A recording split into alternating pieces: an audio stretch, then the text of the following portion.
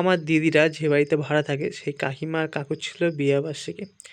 আর আমি কিনা কাজ থেকে সোজা এখানে চলে এসেছিলাম। আসতে আমাকে দেখতে পাচ্ছ ডিমের টেবিল আর কিনা কেক দিয়েছিল। তো মোনা আমাকে খাইয়ে দিচ্ছিল।